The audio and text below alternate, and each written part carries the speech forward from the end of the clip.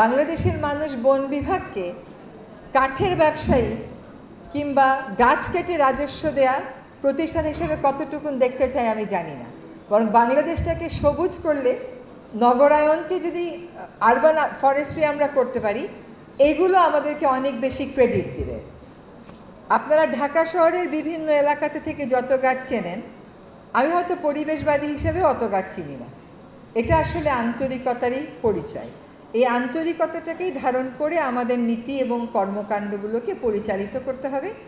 বায়ু দূষণ বলেন, তাপ শোষণ বলেন, সবুজায়ন বলেন, কংক্রিটের অত্যাচার থেকে বাঁচাতে বলেন, এই বাগান এবং বৃক্ষরোপণের তো আসলে কোনো বিকল্প নেই।